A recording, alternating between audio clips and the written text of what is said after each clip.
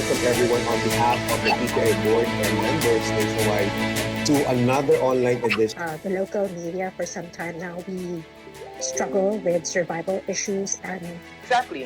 So that's the problem. Sometimes you could become guilty. As journalists, we do our work regardless. Information also or its lack of access of information that makes reporting difficult. Yes, they feel the absence of the local ABS-CBN. At tinitiyak po natin na kung anumang mga pag-aabuso na maaaring nakumit. We wish PTI for a longer success. Ang PTA po will be joining other media organizations in support and solidarity for what. So there is no escaping to progress. We had some new activities, great activities. We had the COVID Chronicles that strengthen ang regional memberships ng existing media and information literacy. Security of the workers in their job. Grotesque judicial harassment campaign against Ruffler. And then, of course, it is saddening that basic human rights are violated. We should first thank institutions like the PPI and other NGOs. I believe that journalism education must address the issues and challenges discussed this afternoon. Let's not be quick to judge. Let's not be quick to insult others. So I hope that I believe that there's a statesman in every politician, and it's up to us to find it in every way we can. Sana yung evidence-based na behavior ma-retain natin in terms of conversation. And so when opportunities like these arise, for both Nicolas and myself to be supportive. Balangkas tayo ng polisiya, yung tinatawag nating learner support aids. We try to fact-check each of these posts, lalo if we find maging mapagmatyag rin sa post mismo ng account o page. So yung bullying and sexual harassment is very common. Go back to the basics. One thing is, ang nakita kong development is using mobile devices to follow up. And we're creating modules now, obviously with the help of the Department of Education also. Now more than ever, at any other time, journalists need to uphold their core values. There's been a significant shift in coverage of Mindanao by non-Mindanaoan reporters. There has to be a partnership between COMELEC, the social media provider. So there's just really no way to change and reform the law to make it responsive to the very intent of the law. And we should work together in improving that relationship. My favorite quote of Jefferson, that I'd rather have a newspaper without government in society than government without newspaper. Thanks everyone. Please join us in our other online activities with PPA and our partner organizations. Maraming salamat po. Keep safe.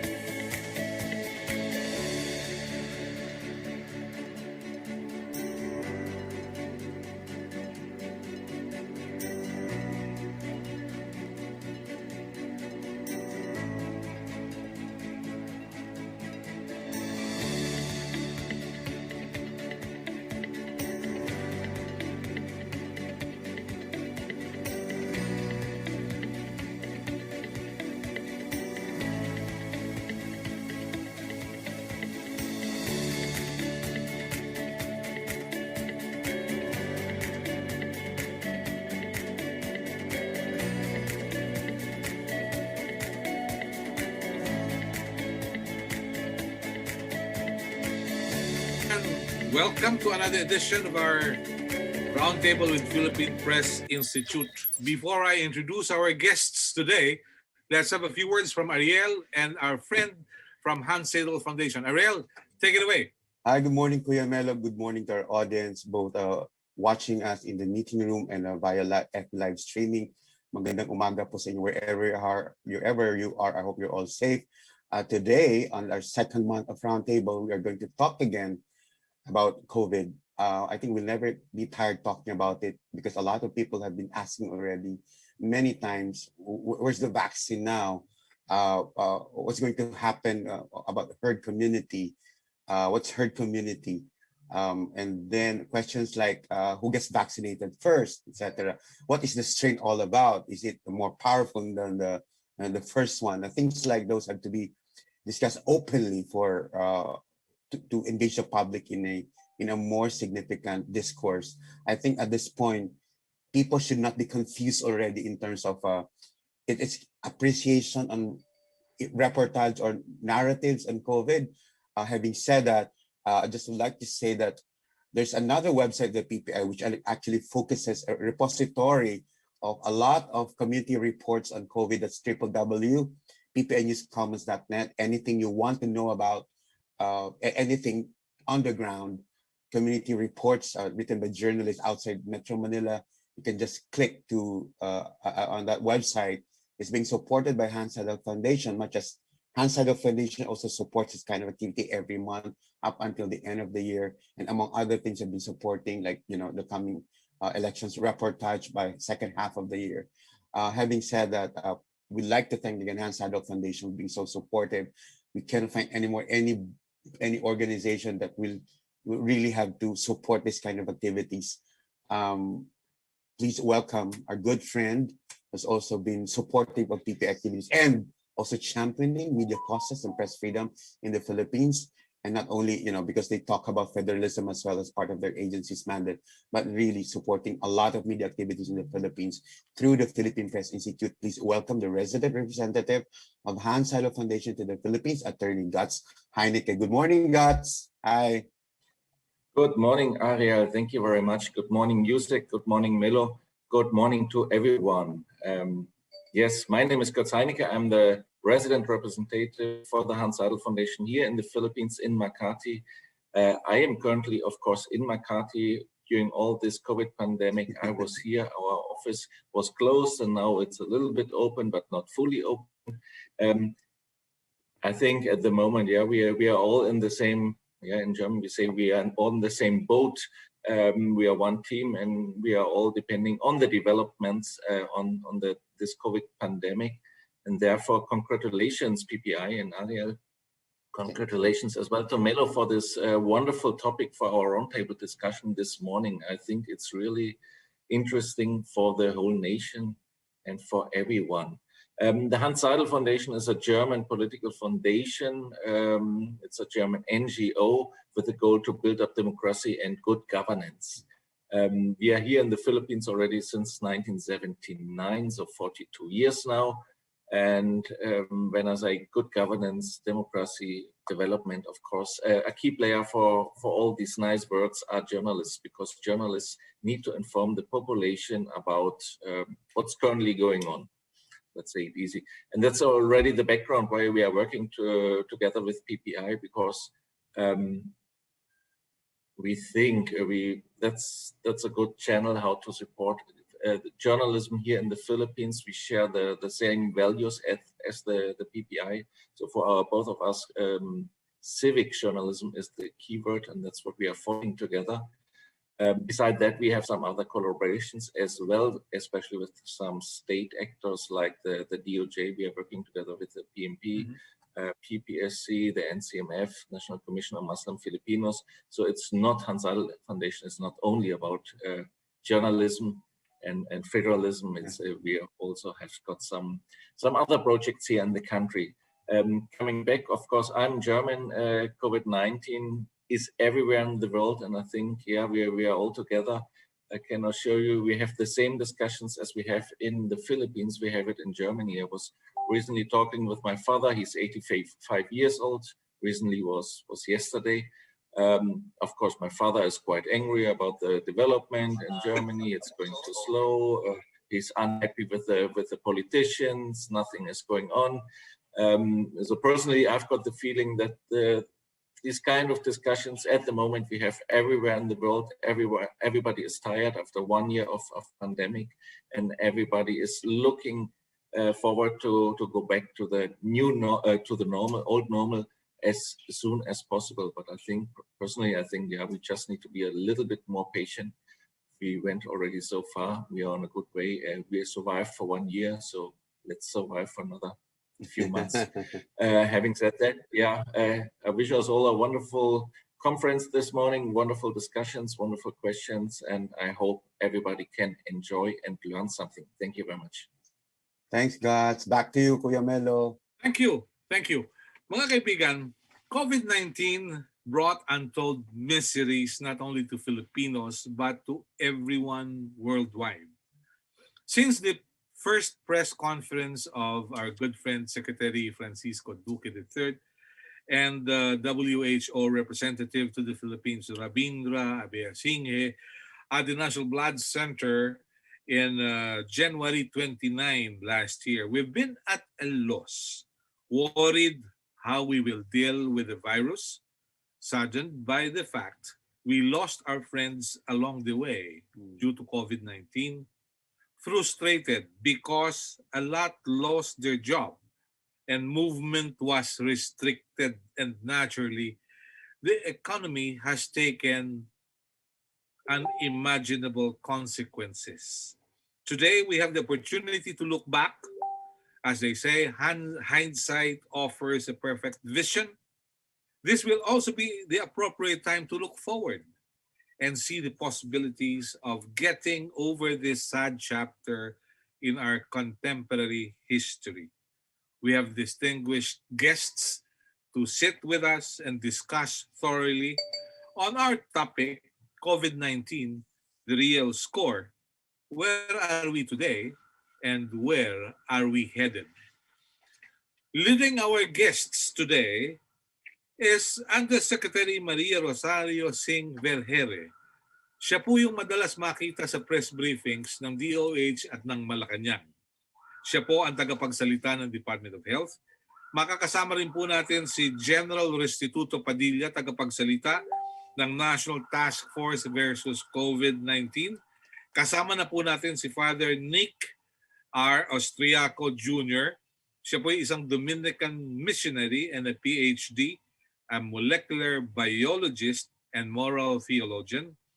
Baka kasama rin natin, hopefully, si Dr. Benita Ponyo, a psychiatrist, to tell us her views about the impact of COVID-19 sa psyche ng Pilipino. Hopefully, makakapasok siya. Narito na rin po naman si Ginoong JC Punong Bayan. Siya po ay isang PhD candidate sa UP School of Economics. And hopefully si Dr. Antonio Danz will also join us today. But to tell us more about what's going on, let's welcome Undersecretary Rosario Vergere. Good morning, Madam, and welcome to the discussions. Ano po ang inyong opening statement? Good morning, Mr. Melo Acuna. Magandang umaga po sa ating lahat. Good morning to Mr. Aris Sebelino, Executive Director of the Philippine Press Institute. Good morning, Mr. Heineke from the Seidel Foundation. Of course, we have our friends, our partners, Father Nick, magandang umaga po. Mr. Punong Bayan from the UP School of Economics, and the other panelists, magandang umaga. So with the ongoing pandemic and infodemic, there exists a demand for relevant and timely information on the government's efforts to decrease COVID-19 infections and to ease the strain in our health system through various interventions that we are already implementing, such as preventing it, detecting, isolating, testing, treating, and reintegrating. And our plan right now of immunizing majority of Filipinos by 2021. So in this kind of forum or RTDs, in this endeavor, the role of media and ordinary individuals are highlighted more than ever. So I have slides, Mr. Acuna, if you would allow me to present briefly. Please do so. Thank you. Can we share my slides, please? So as we wait for my slides to be flashed, I just like to share that I will be giving information on the current updates on the case summary of for COVID-19 in the country. I will also give you brief information on how we have fared across the different strategies being employed by government. And also I will give you some strategies that we are now employing with this vaccine deployment program. Let me check. Sandali lang po. Hinahanap ko po yung inyong presentation. But you can also present it there because you're allowed to do so. Yeah. Yeah. Share screen. Naka-share screen na po kayo, madam. You may try your slides.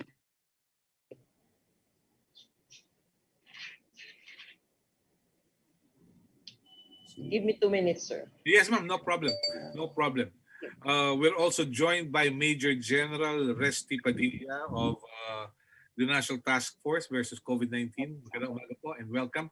So we will have the short presentation of Yusek Vergere. Tapos mamaya ng konti mula sa National Task Force, ano na nangyari? Ano ba ang sitwasyon? Ano ba pwedeng gawin? And then we'll have the impact on the economy. And then si Father Nick will also give his opening statements. Madam, we're ready as you are, if you are. Yes, sir. I'm asking my staff to join the meeting so that they can flash the slides. Yes, ma'am. Start already. I will just mention the first few slides, and then maybe my staff can already flash as I speak. Okay. So to give a brief situation, as of February 16, we have recorded already a total of 552,246 COVID-19 cases, where 5.2% are active cases, 92.7% have recovered, while our case fatality rate is at 2.1%. For the active cases, majority still are mild and asymptomatic. So for the past 11 to 12 months, it has been evident that a national government-enabled, local government-led approach to a people-centered response was needed to solidify our strategies for COVID-19. So we would like to recognize the efforts of our media partners in disseminating the right information about COVID-19. So for the PREVENT strategy, we have launched the Be the Solution campaign, which is a behavioral campaign designed to help raise awareness about the four key preventive behaviors against COVID-19. And these are our minimum public health standards.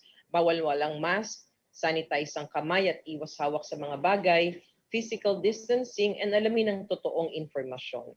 So we already have implemented this in the different barangays, and we have started doing surveys for us to identify gaps and create appropriate strategies in how we implement the minimum public health standards.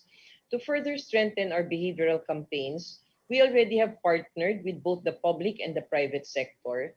Currently, we are partnering with 14 national government agencies and 26 private companies who are all supporting in the dissemination of these VIDA materials. The private sector also provides hygiene kits as we go through the different barangays of the country. Next slide, please. For the DETECT strategy, contact tracing is implemented, and this is spearheaded by the Department of Interior and Local Government. As of February 14, we have now a total of 239,238 contact tracers with the case to close contact ratio of 1:6. Contact tracing is just one aspect of cutting the lines of transmission. Hence, the management of tracing after tracing a close contact bears the same weight as the contact tracing itself. As of now, we have a total of 411,617 confirmed cases traced, 2.2 million contacts traced and assessed, 1.3 million who completed quarantine, and 1.2 million who were tested for RT-PCR. Next slide, please.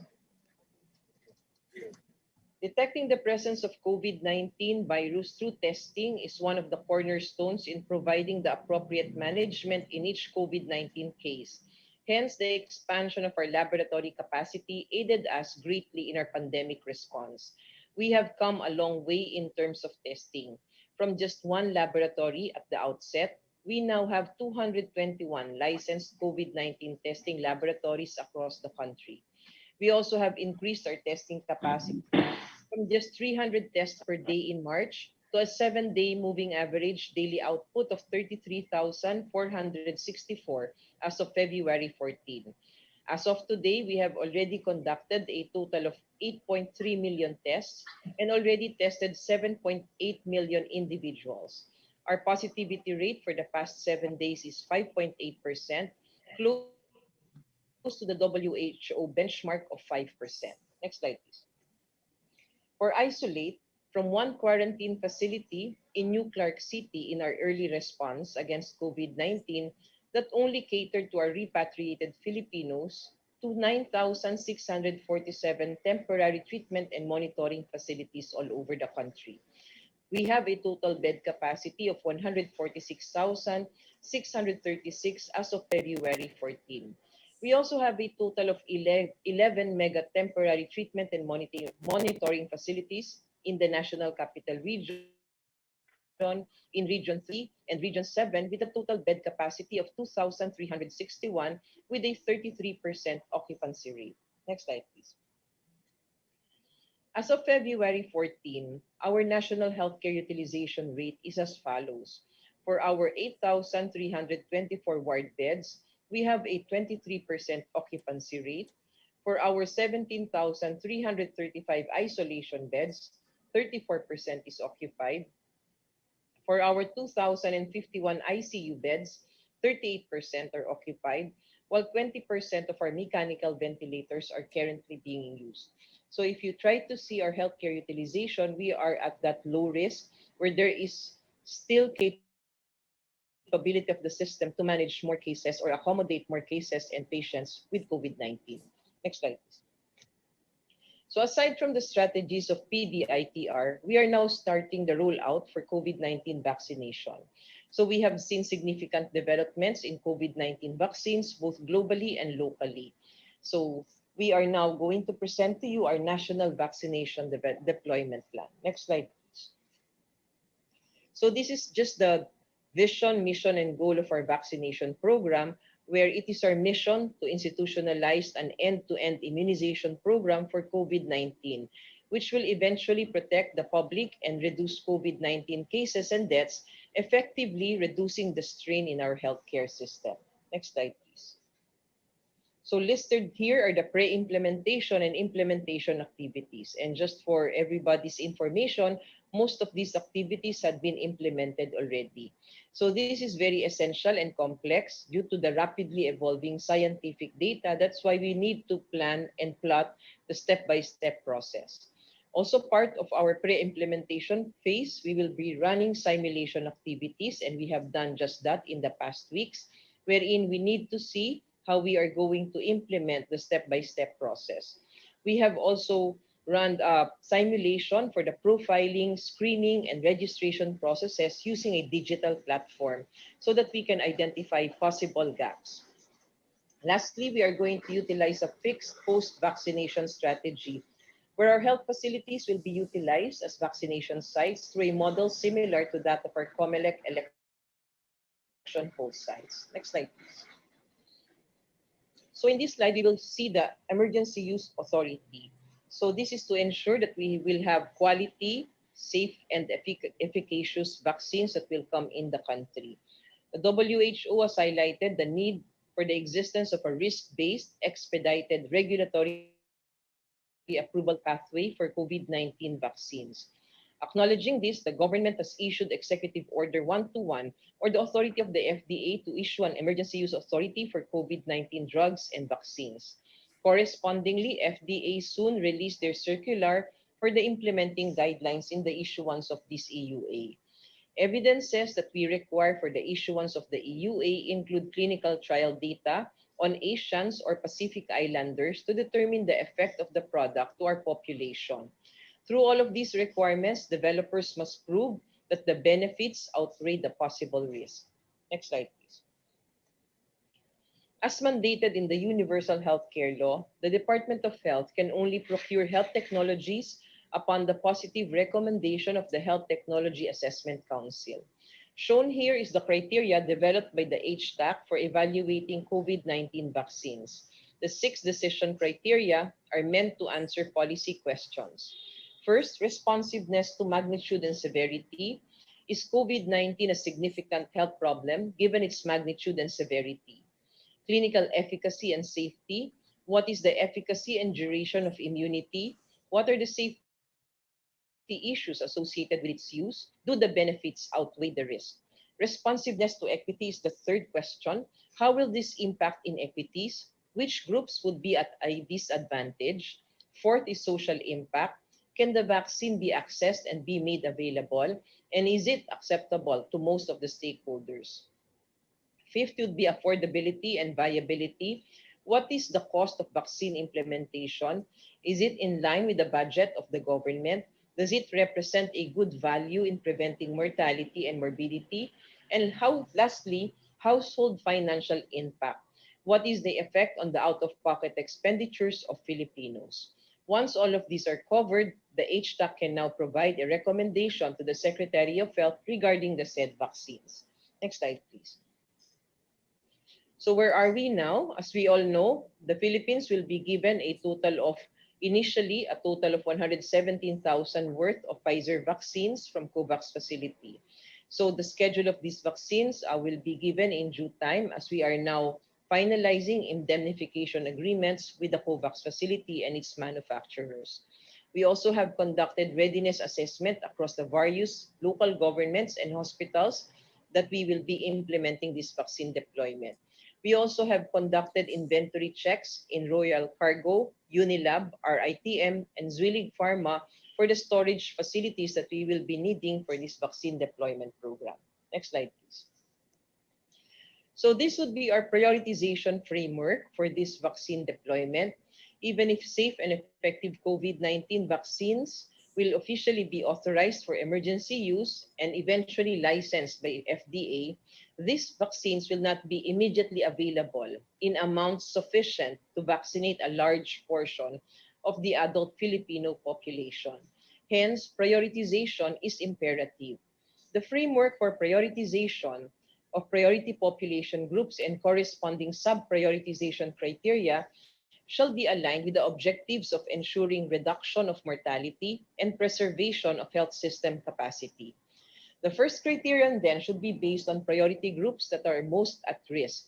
Hence, the first priority are the healthcare workers, then our senior citizens, persons with comorbidities, until the remaining eligible population.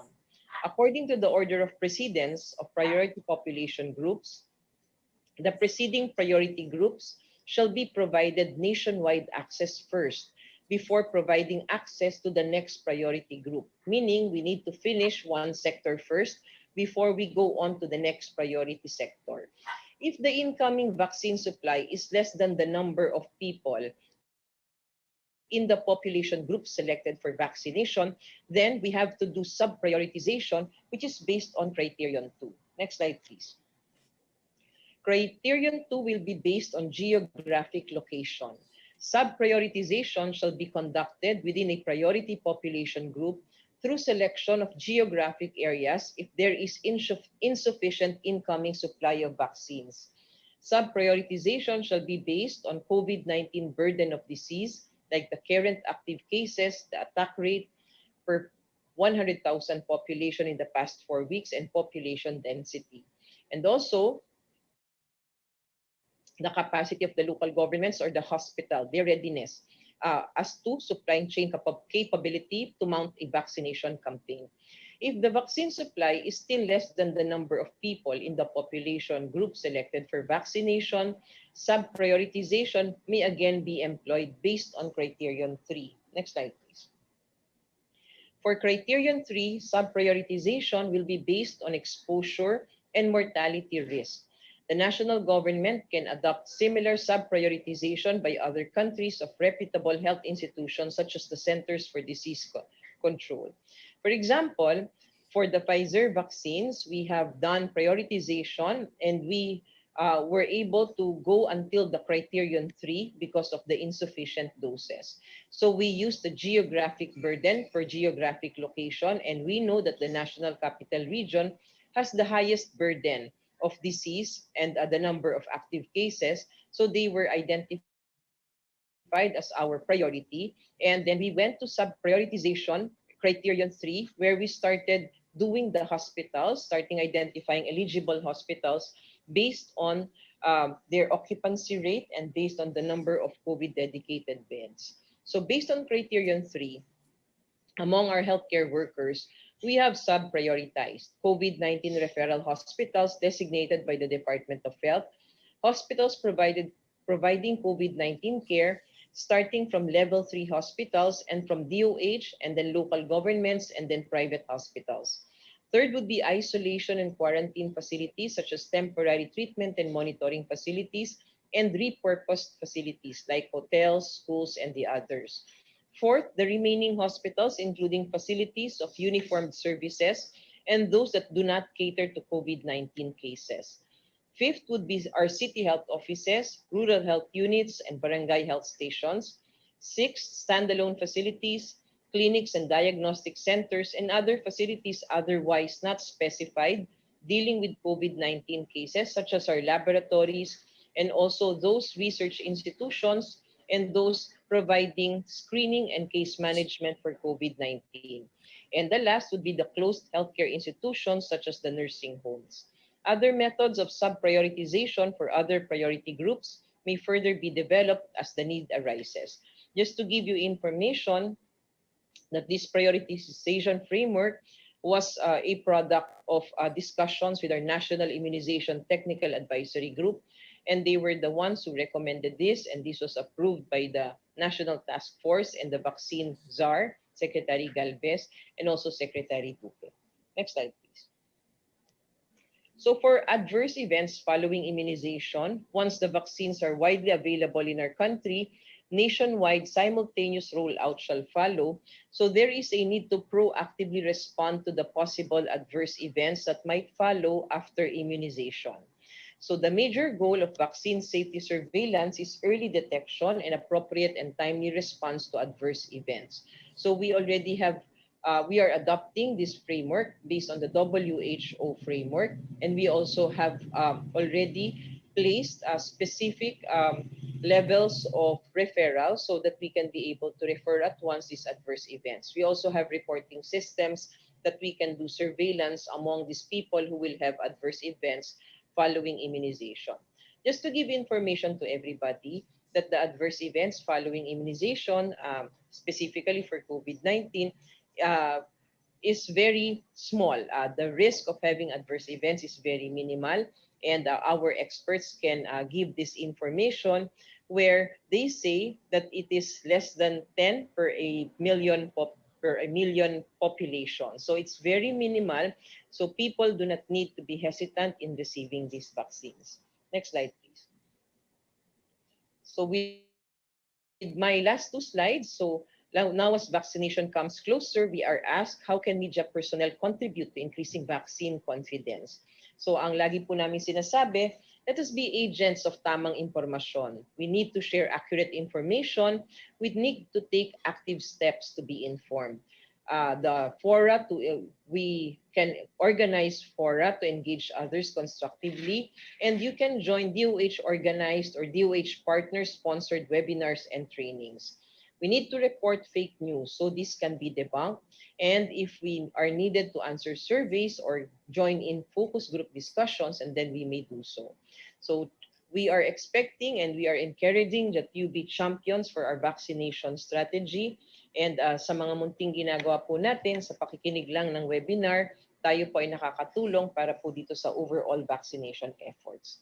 Next slide, please. So as we forge ahead in addressing this crisis, we call on our media friends to be the solution. While COVID-19 represents a significant threat, every crisis also presents opportunities for sustained innovation and learning.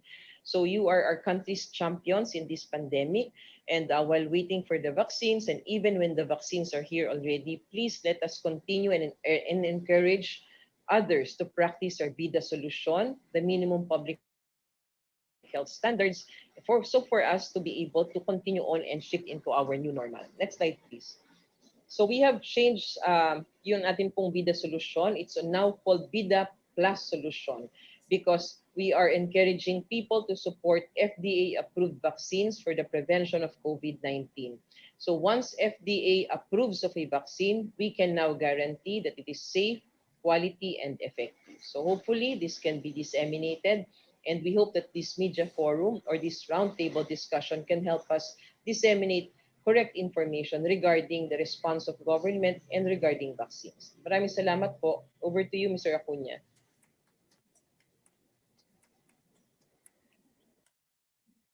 wonderful presentation. Yeah. Maganda po ito. We learned a lot, but we will have some questions for you a bit later. General Resty Padilla, how is it from your task force? What have you done before we talk about the impact on the economics? No? General Padilla, please. Good morning and welcome aboard. Thank you very much, Melo, and good morning to everyone. Verhere, Yusek, good morning, and to all the other staff from DOH. Father, good morning po, and to all the colleagues you have within the roundtable discussion this morning. First off, I'd like to pass on the apologies of Secretary Galvez. He has been following a very hectic schedule. He was in Davao last night, and they did some code visits and came back, I think, very late last night also. Yeah. And today, I think they will again face the Senate or some members of Congress to talk about some of the issues that are still confronting our vaccine program. So suffice to say, many of the information you might want to hear from me and from Secretary Galvez have been discussed by Yusek Rosette already, and they were very comprehensive. And that's how our DOH team has been moving along. No? Magagaling po yan. Lagi natin dapat pagkatiwalaan. Mm-hmm. So from the end of the National Task Force actually is the rollout that we are focusing on.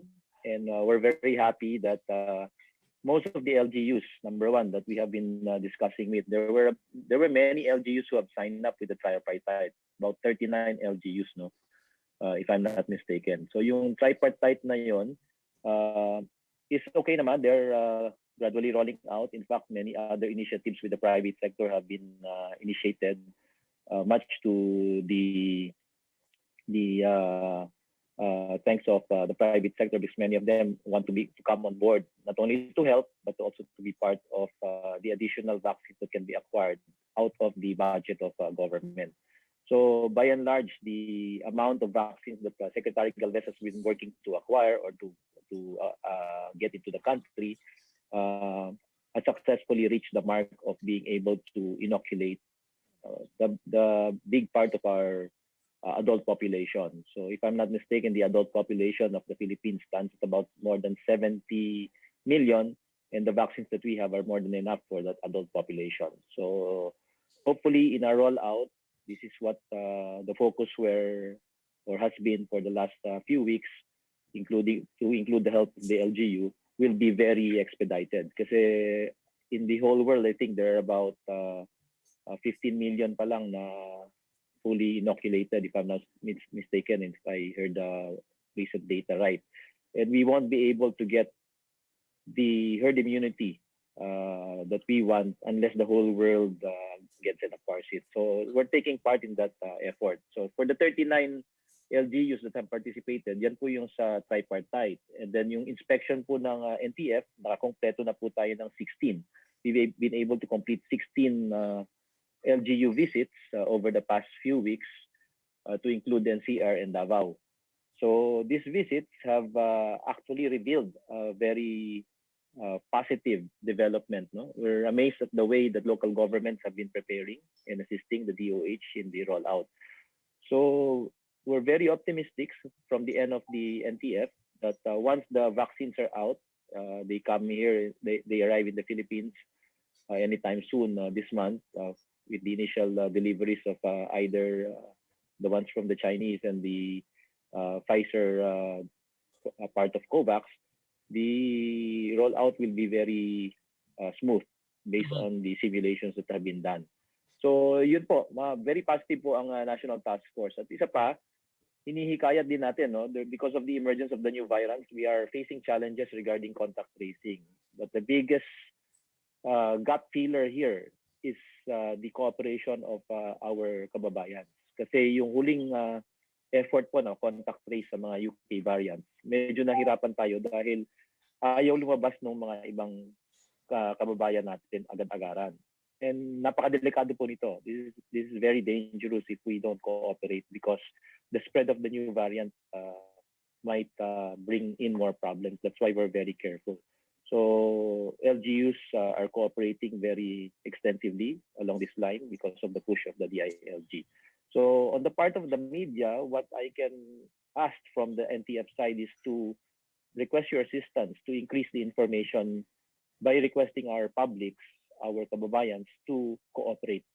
Na pag meron pong konting nararamdaman, mag-report po kagad para ma-determine po natin kung yung regular lang po na COVID yan o yung UK variant yan. At tutulungan po ng ating gobyerno na ma-determine na lahat yung klase ng nakukuha nating COVID. That's the effort where most of our health professionals and the national surveillance teams from the epidemiology side is focusing on. Para hindi na lumaki yung problema natin as we gradually ease and as we gradually give our economy an opportunity to revive.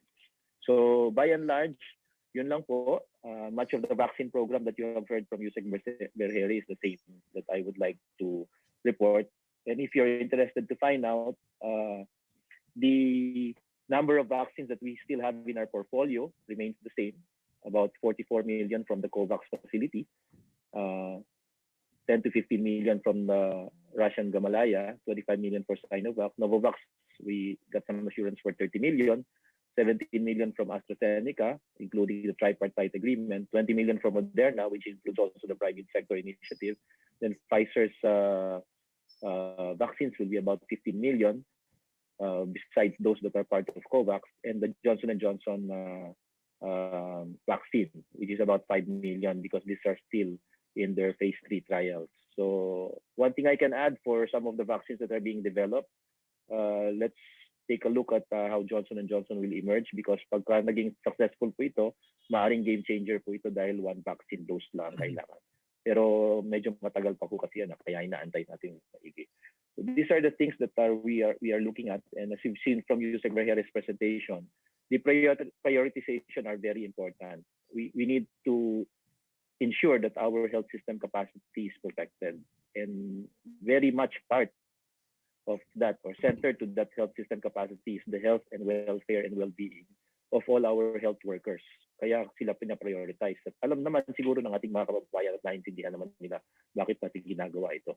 Pati yung agam-agam or the doubts that are related to the rollout of the vaccine, that kung may sisingit ba, we're emphasizing to everyone, including private sector, that the prioritization list must be observed.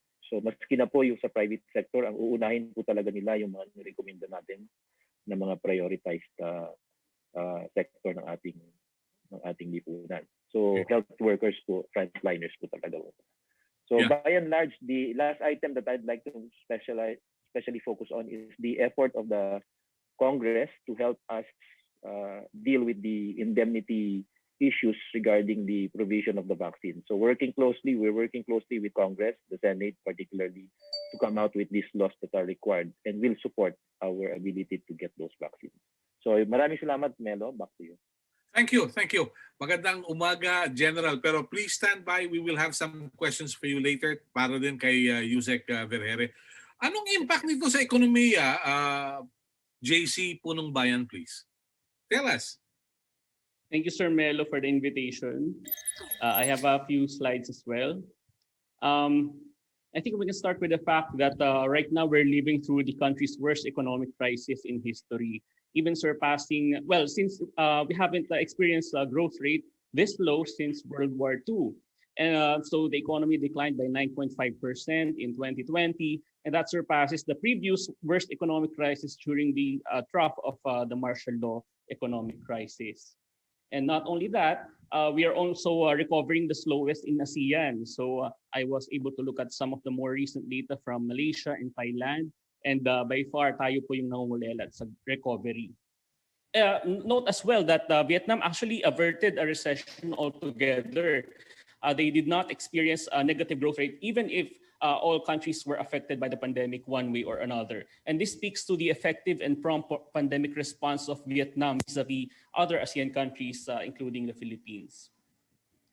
The Economist expects that because of the staggering decline of GDP in the Philippines, we will be one of the countries that will be suffering the economic scars of the pandemic for a very long time.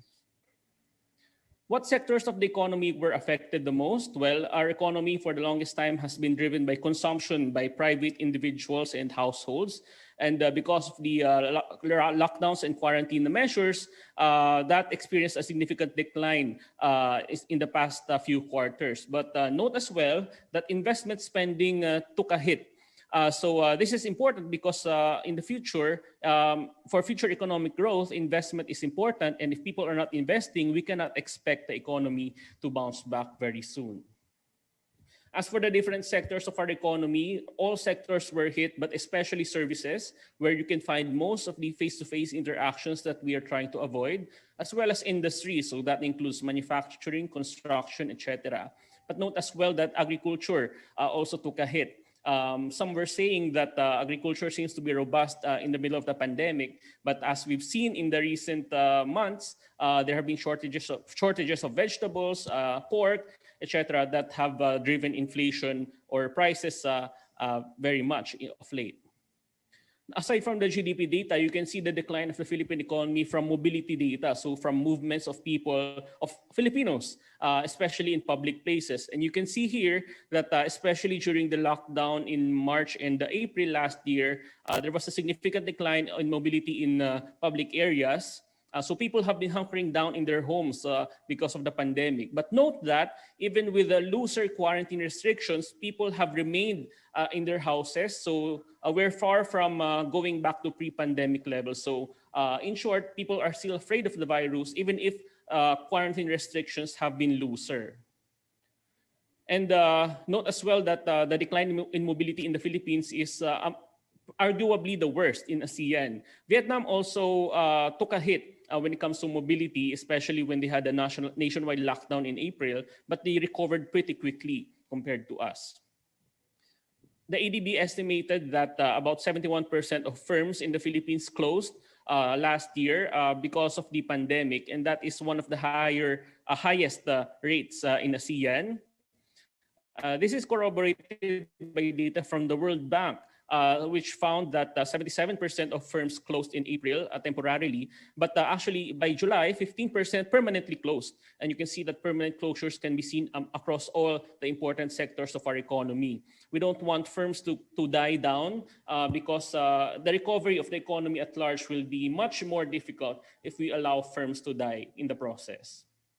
This is not to say that 100% of industries in the economy contracted. In fact, some flourished, including the internet economy as people move to the internet for shopping, for food deliveries, etc.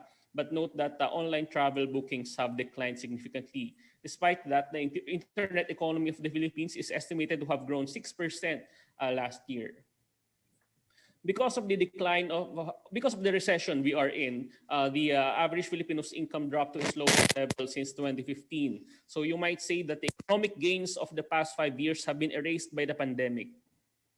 And the percentage of Filipino households with savings dropped as well to a record low. And this is disturbing as people spent the money they have saved for various kinds of expenses throughout the pandemic. So this underscores the need for economic aid. People have lost their savings and people need supplementary income from government. As for the labor market, the unemployment rate also skyrocketed to its highest level on record, 17.6% in April last year, although that subsided already. But this hides the economic suffering of Filipinos because millions of Filipinos have actually dropped out of the labor force. And if you are not in the labor force, you will not be counted among the ranks of the employed and the unemployed. The underemployment rate also, there was an uptick as well for underemployment, but not as high as unemployment. As for joblessness, so the SWS also collects data on joblessness, and this kind of corroborates the findings of the official statistics of government. This is the more disturbing part. The labor force participation rate has declined to its record low. So people, for example, have chosen to opt out of labor force because of the dearth of good job opportunities, as well as the need to look after their children, especially with the onset of online learning. So if adult Filipinos are staying at home and not in the labor force, the economy will not recover anytime soon. So we need to get them back to the labor force as soon as possible. Job losses were seen across virtually all sectors of the economy, especially in April last year, especially in services, industry, and agriculture. But in the latter parts of 2020, we saw enormous job losses in agriculture as well because of the onset of typhoons. There's a gender aspect to this as well, because women are more likely to be among those who are new members of those out of the labor force as they look after their children. So there's a disproportionate impact on women in the labor force. OFWs, so almost 400,000 OFWs have been created by end of 2020, and this is important because remittances have declined to a record low. So for the first time in several years, OFW remittances are in the red. And this is important because OFW remittances fuel consumption spending. So we cannot expect consumption spending to go back to pre-pandemic levels if OFW remittances, the inflow of them, are this low. And this is compounded by the fact that the peso has been appreciating of late. So it's especially hard on the families of OFWs. So OFWs have to remit more money to compensate for the strengthening of the peso. Hunger as well reached an all-time high. So about 1 out of 3 Filipino households experienced some sort of hunger because of the pandemic. And poverty as well, there was an uptick there. And it's estimated that about 5.5 million Filipinos can be pushed into poverty if they do not receive enough economic aid from government.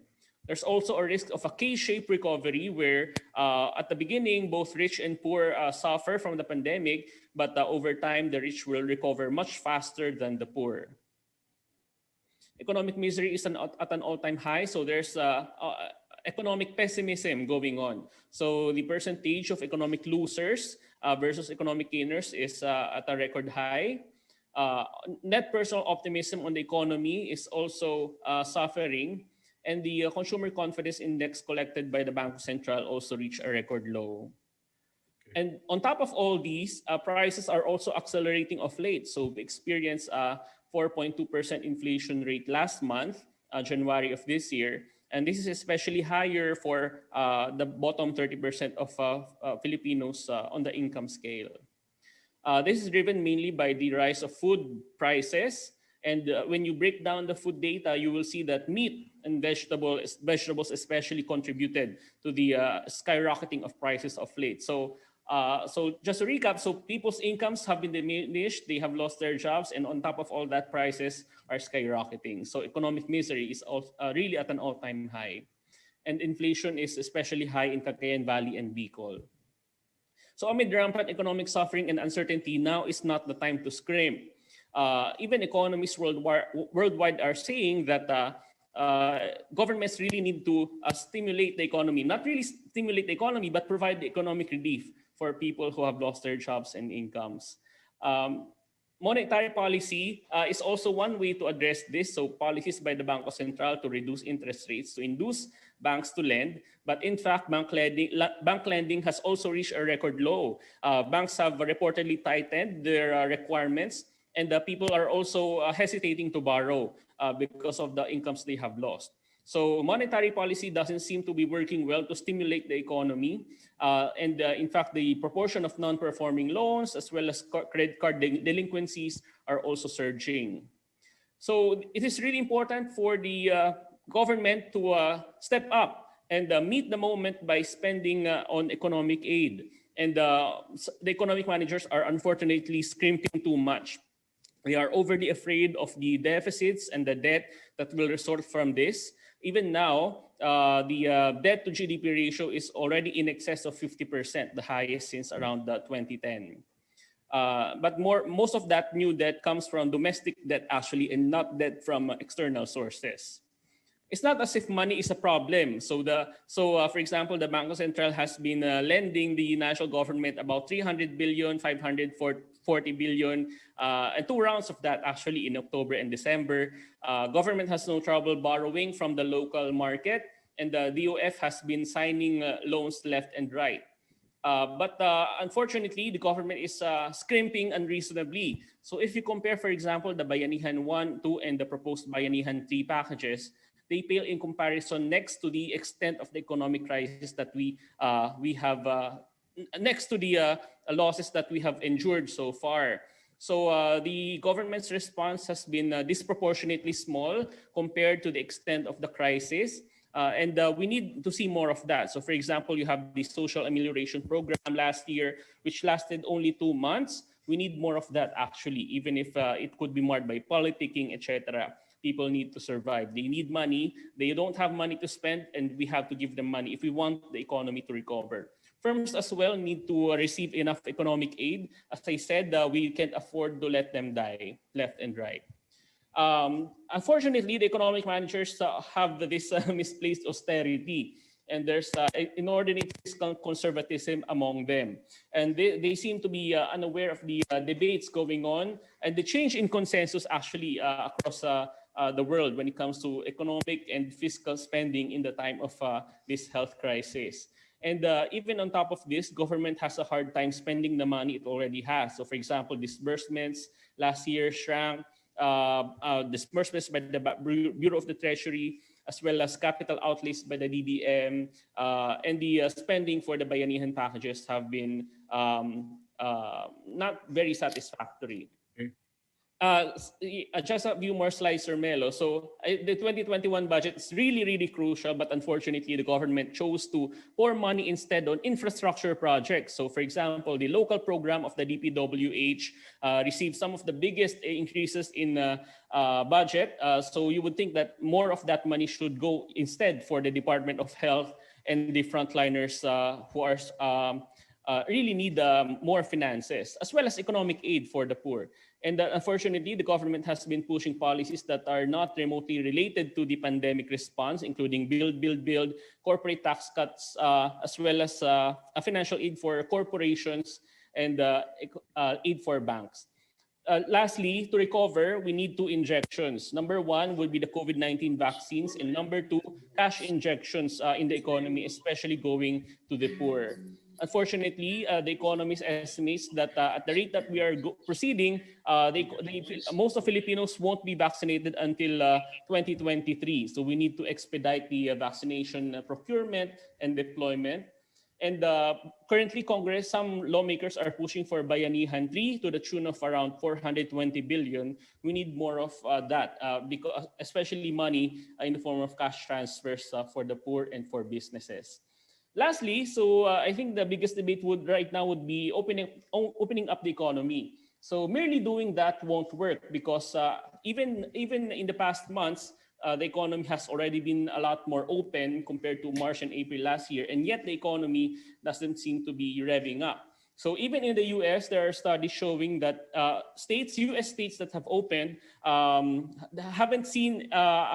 haven't actually seen a lot of consumer spending despite the looser quarantine restrictions. So as long as people are afraid to go out of their houses and spend, the economy won't recover. So I think this emphasizes the last point, which is fix the health crisis first, and then you can expect the economy to recover later. Thank you, Sir Melo. Thank you. Thank you. Maraming salamat. Maraming salamat po. So parang nakakalungkot yun, pero para kay Yusek, Rosette, please stand by. Meron pong tanong para sa inyo. Kaya lang, eto na po si Father Nick Austriaco, all the way from Rhode Island sa Estados Unidos. Father Nick, asan na po kayo? Please go ahead. Please unmute yourself and go ahead with the presentation.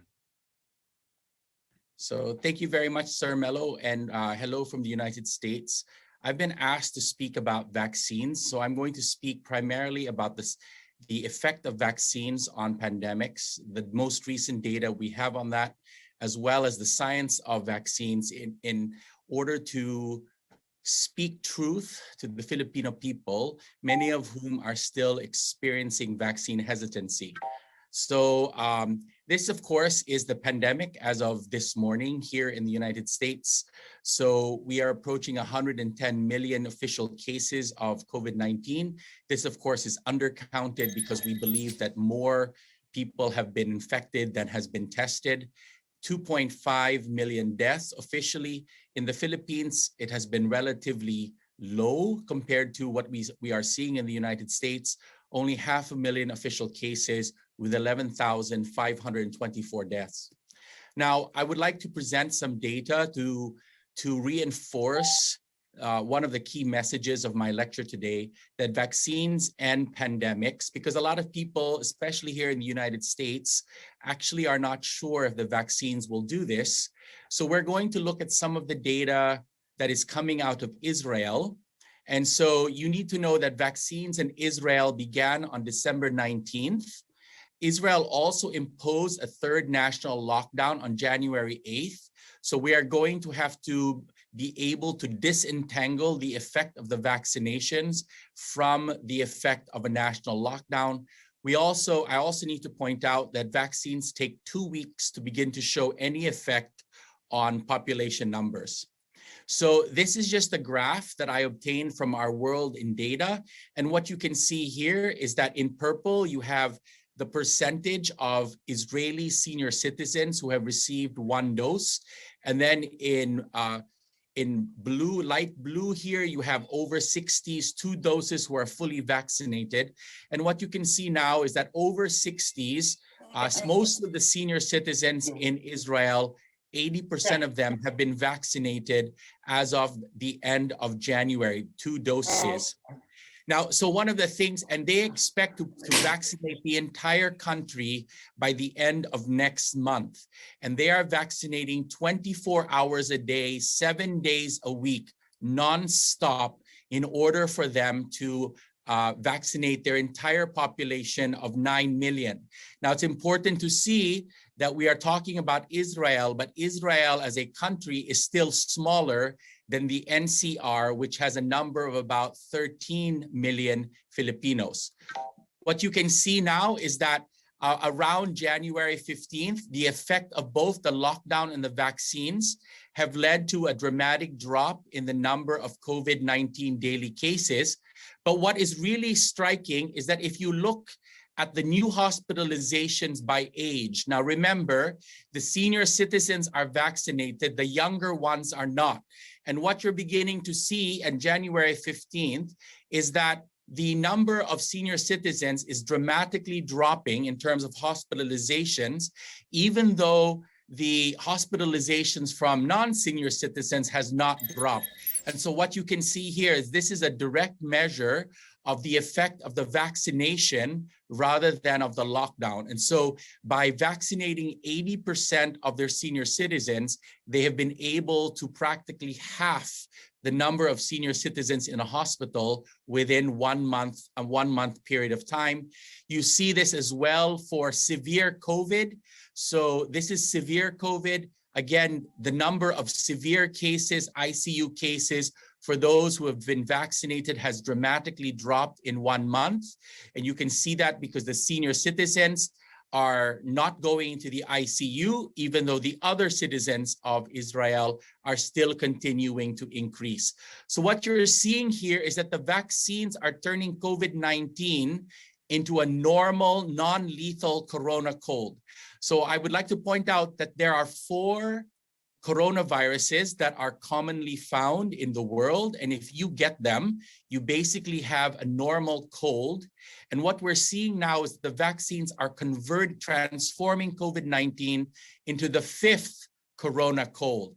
And that really is the goal for the vaccine program. It is not to prevent you from getting COVID. It is to prevent you from getting severe COVID that you would have to enter the hospital and be treated there. And tragically, for some, they will die. To give you a sense of the side effects reported to doctors. So again, this is the population out of first dose, nearly 2.8 million Israelis. Only 6,575 had side effects after the first dose that were reported to doctors. We will talk about what those side effects are shortly. For the second dose, out of 1.4 million Israelis, only about 4,000 of Israelis had to go to the hospital because of side effects associated with this. Please note that this is the Pfizer vaccine. And the reason why Israel was able to do all of this is that it paid a premium price for the Pfizer vaccine, and it also promised to report all its data back so that the world would have a sense of the effect of a vaccine on a normal country and its population. So now I would like to move to the science of vaccines, especially for those in the media who are trying to understand what these vaccines work. The most important thing that you need to know in terms of the science is that antibodies destroy SARS-CoV-2. And we do not have antibodies normally, which is why we are so vulnerable to COVID-19. And the goal for these vaccines is to help your body to make the antibodies that destroy SARS-CoV-2. This is a very famous picture of the first woman in the United Kingdom receiving an AstraZeneca, I believe it was a Pfizer vaccine. And she was the very first person in the world to be vaccinated outside of a clinical trial. She is 91 years old. And what is not often recognized is that the nurse who vaccinated her is a Filipina who has been working for many decades in the NHS in the United Kingdom. So there are different vaccine delivery systems available at this time. There are 4 major versions. And a vaccine delivery system is a system that will bring the part of the virus or the virus into your body without making you sick. So there are viral vectors. AstraZeneca, for example, and Gamaleya are known for this. The RNA vectors, Pfizer and Moderna, the whole virus, this is Sinopharm and Sinovac. And the protein subunit, primarily we think about that now is Novavax. So these are the 4 primary delivery systems that are available today. And what they deliver is that they deliver the SARS-CoV-2 spike protein. So this is a picture of the SARS-CoV-2, COVID-19 virus, and the spike protein is on the surface, on the skin of the virus, and we deliver that to your body so that your body learns how to recognize and to attack the virus. So these are the advantages and disadvantages of different vaccine delivery systems. When people ask me which vaccine should I take, I say it's like buying a car. When you buy a car, you have to choose. Do you want the leather seats? Do you want the GPS? What advantages and disadvantages do you have? So for example, for the RNA Pfizer Moderna vaccine, it is 2 doses, but they are very strict storage requirements. The Pfizer requires ultra cold, that is colder than Antarctica during the winter. And Moderna will require -20, so that's relatively cold for 6 months. When you have viral vectors, this is the AstraZeneca and the Gamaleya from Russia. You will have 1 to 2 doses, but what is better, especially in terms of the Philippines, is it only requires regular refrigeration. And so these are different vaccine delivery systems with advantages and disadvantages. This is some of the most recent data on the efficacy of these vaccines.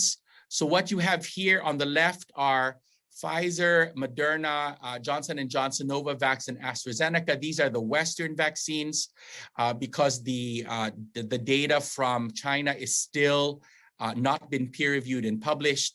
What you can see here is that there are differences in efficacy where the Pfizer and Moderna are the most efficacious at 95%. You have a range from the AstraZeneca of 62% plus. Now, you notice here that on the right-hand side and in the middle, you have different numbers associated with the efficacy of these vaccines against the new variants. And what you can see especially and most troublingly is that the South African variant, the 1351 variant, seems to have the capacity to escape most of these vaccines. Now, it doesn't mean that it is not efficacious. It just means that it is less effective than the original variant that we are talking about. Now, one of the things that I need to point out is that, remember, the goal of the vaccine strategy is not to prevent you from getting COVID-19. It is to prevent you from getting severe COVID-19 that would require you to go to the hospital, which is why even 50% efficacy is better than 0% efficacy. So someone who has 50% efficacy from, say, a Novavax vaccine will still be protected. And if that person gets COVID, the COVID will be much milder than if that person was not vaccinated, which is why vaccines are important regardless of the efficacy, as long as they are found to be safe and efficacious, which is at least 50% plus in the course of the phase 3 clinical trial. So as of this morning, there have been 181 million vaccinated individuals around the world. There are still no confirmed vaccine deaths in 181 million people. This is at least one dose. So you have some countries where you have one dose, predominantly one dose. So for example, in the United Kingdom, the government chose not to save second doses for its citizens. It used all the doses for a first dose. And there have been scientific studies in the last week that actually suggest that this strategy of the British government has been successful at decreasing their pandemic numbers in the country. Now, with regards to side effects, and this is, I was vaccinated using the Moderna vaccine 16 days ago. So I can actually tell you about the side effects. So there are side effects. This is from the Pfizer and Moderna. The Moderna vaccine, which is 3 times more potent than the Pfizer vaccine, has actually has stronger side effects than Pfizer. So you have pain at the site of injection. I had that.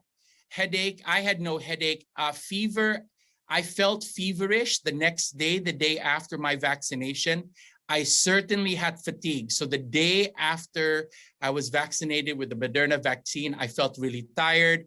I had chills for about 30 minutes, and then I fell asleep. And by the time I woke up at 6 o'clock for dinner, wala na. So all the side effects had disappeared about 36 hours after I received the first dose.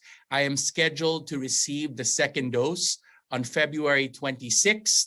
I will be fully vaccinated 2 weeks after the second dose. So people do not realize that it takes at least 2 weeks in order for you to achieve protection. And older citizens take longer to develop protection. So you may have heard of people who were vaccinated and then became COVID positive within a week. Well, that is because it takes 2 weeks to at least to develop the protection, and you only get that maximum protection 2 weeks after the second dose, which is March 12th. And I have a flight to Manila on March 13th. As soon as the 2 weeks plus the second dose plus 2 weeks deadline passes. So one of the things I would like to point out is that the side effects are a sign that the vaccine is actually working, which is why the second dose is usually more challenging than the first dose. And so we have been told, for example, for those of us who will receive the Moderna vaccine on the 26th, that we should leave the 27th completely open with no appointments. It's a Saturday. We will probably all be in bed, basically recovering from the second dose. Now, a lot of people will say, well, is it worth it? And as a nurse pointed out when she had her side effects, she said, having these mild side effects are much better than being on a respirator in the ICU for 2 weeks.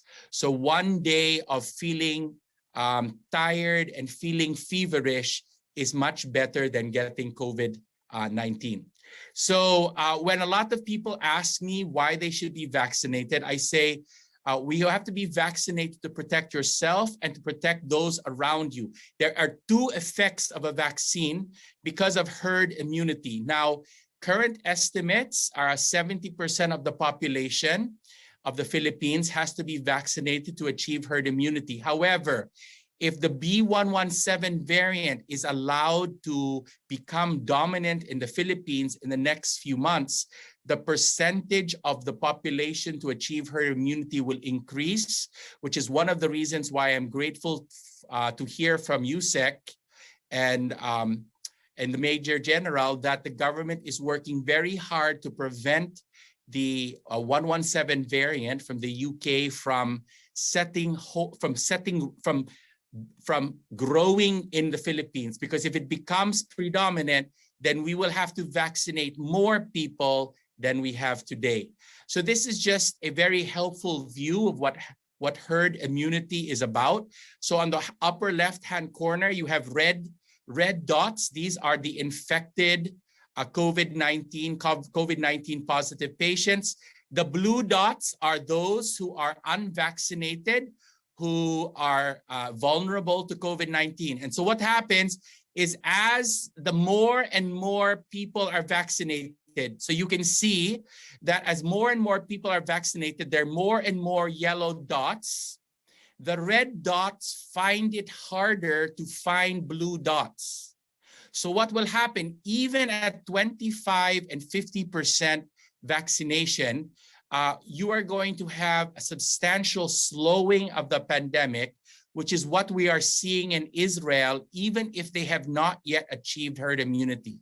So a lot of people speak about herd immunity, and herd immunity is the goal, it is the destination, it is the target, but the journey there will already end the pandemic. We are targeting 75 to 80% of vaccination, and you can see what happens is that there are so many yellow that the red dots cannot find the blue dots. And so the yellow who are vaccinated protect the unvaccinated. This is why it's called herd immunity.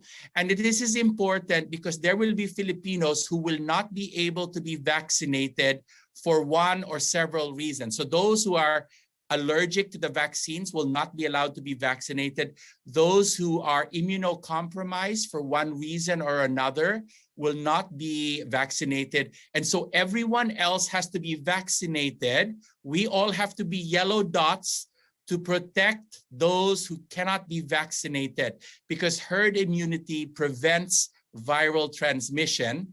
And the higher the vaccination numbers, the fewer the fewer blue dots. You can see even if there is an infection, the virus cannot travel and the virus will be suffocated and die within 14 days. So thank you very much, Sir Melo, for the invitation to present. All right. Mga kaibigan, tuloy tayo sa ating discussions ngayong araw na ito. We have time for questions from my colleagues. Itatabi ko muna yung aking mga personal questions. We have Karen Lema, the Bureau Chief of Reuters, Manila, na may tanong. Karen, where are you? Welcome, and please shoot the questions. Karen. Hello, Karen. Wait. Hi, Melo. Hi, sir. Open your camera. Sorry, naka-video birthday message pa pala ako. Sorry, turn that off. For USEC reset, ma'am, I just wanted to get clarity on the indemnification. Is it a precondition before vaccine suppliers can deliver the vaccines? And how will the financial burden be shared? Is it going to be between government and the government and the vaccine maker? My second question, ma'am, isama ko na po. There was a news out of Japan that Japan is going to discard millions of Pfizer vaccines because they have the wrong syringes. I'm just wondering, what is the status of our supply of syringe, and will different vaccines require different syringes, and how is our supply situation? Thank you, Melo. Thank you, Yusek. Yes, ma'am. Yes, thank you, Karen. Thank you, Melo. First, the indemnification. The indemnification is a requirement specifically by manufacturers And this was part of the agreements that we have negotiated with the COVAX facility. So in this COVAX facility arrangements, there is this clause for indemnification. So I just like to inform everybody that in this development of these specific vaccines for COVID-19, and we all know that all of these vaccines are still under development, manufacturers have clamored and have requested that they be that the liabilities against them be waived since this is still vaccines under development. So this indemnification would be something that is required, specifically now that we are having these arrangements with COVAX, that there should be this indemnification agreement before we can go on and proceed for the finalized version of our agreement. So this indemnification would be shouldered by the national government. As I've said, manufacturers have that request through this agreement with COVAX that we waive the liability against them. And as we had been informed, all manufacturers are requiring that as of the moment because of their vaccines are still under development. The second question as to this Japan discarding, they said that they have thrown away most of their doses. But this Pfizer vaccine is very particular as to the number of doses in each of their vials. Now, in the first preparation of the Pfizer vaccine, they have submitted through their EUA a 5 doses per vial in their attachments. But later on, they have revised to make it as 6 doses per vial. They are requiring these dead space syringes where you can be able to efficiently and you can maximize the whole 6 doses per vial.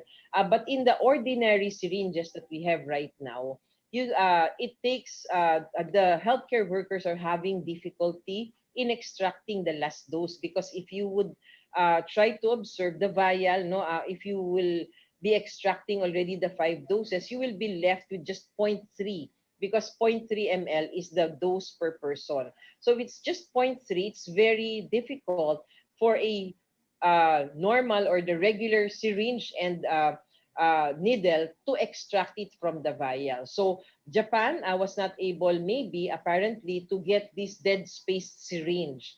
And as what our information, as what our suppliers have mentioned to us, we are having a shortage of this type of syringes.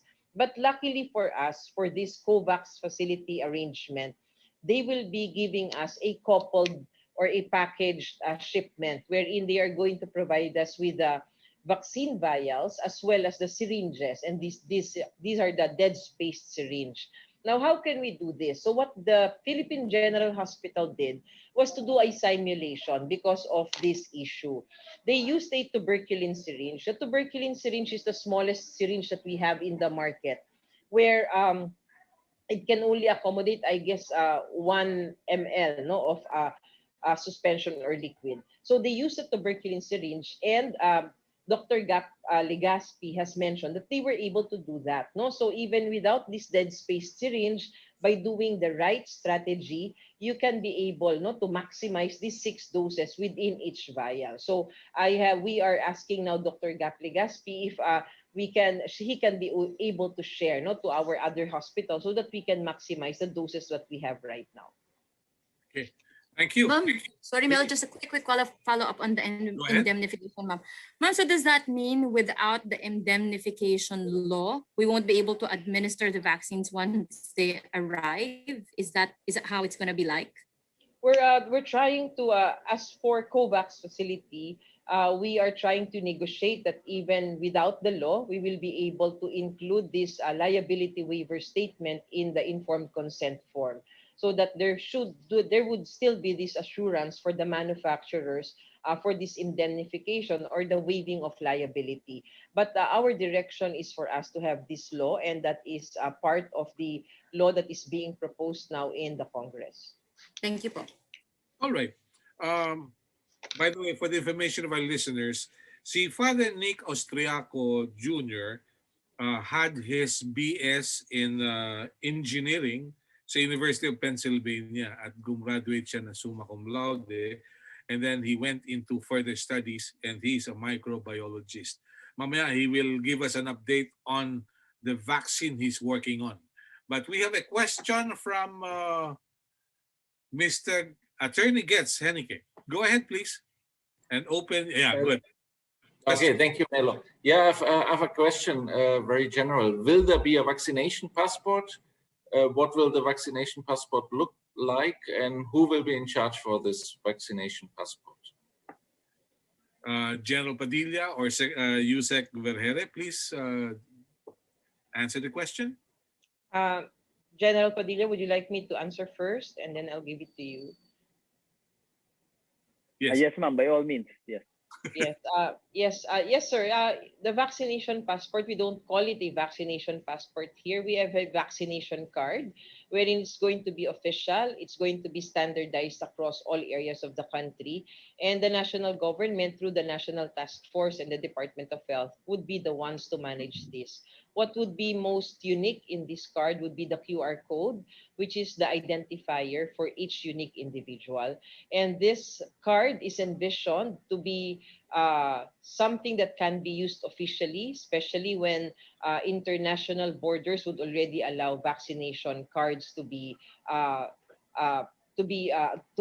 to be used, a certification for them to be certified as vaccinated, and you can already enter a country. But for now, there is still no policies for this matter that you can already use this. But here in the country, for you to be certified as vaccinated, you have this vaccination card, and you have a QR code there, which is the unique identifier for that specific individual. I guess General Padilla would like to add some more, sir. Well, thank you very much, Yusek. Yes, that's true. We have this system already in place, and most of the visits to the LGUs are these are part of the discussions and the alignments that are being made. As to the connection with the rest of the world, there are initial discussions, but not yet on a very mature stage, that will allow us to link our own vaccination cards into a global passport of some kind. But it's too early to tell. But this safe to say there are directions towards that kind of goal. And there was a soft launch for on the part of our BOQ, which is under the Department of Health, to link this with all inbound and outbound passengers already. And as Undersecretary Vergere has mentioned, the unique aspect of that is a unique QR code for each individual that will just be scanned and will show the data that will lead to a record of the inoculation and the data of the person. Can I have a comment on that? I just like to point out, I have been vaccinated already, and we have no system in the United States at this time for recording my vaccination. So one of the things that's so striking, I'm hearing about this vaccination card in the Philippines. We do not even have that in the United States yet. And I will have my second vaccination on the 26th of February. And I was asking if there were any papers available so that I could return to the Philippines to show that I've been vaccinated. And that is not even being discussed at this time in the United States. So that's just to give you a perspective, a global perspective about where people are with regards to vaccine passports. Okay, so Father, you'll have to undergo another quarantine when you reach the Philippines. Oh, I'm fine. Yeah, I have to go. I will be quarantined for 7 days with I already have a reservation at a hotel near the airport. I will stay there for 7 days. I will be tested on the 6th day. I'm assuming because I am fully vaccinated, I hope I will not be positive at that point. But there is no way for me. You see, there is no internationally, even though I will be carrying, the hospital will give me papers indicating I have been vaccinated. There's nowhere in the world do you have the policy in place to address incoming passengers who are vaccinated. So I expect to go through. I am incredibly grateful that the Philippine government has imposed this quarantine, because the last time I entered in August, when I arrived, they were doing the test when you arrived.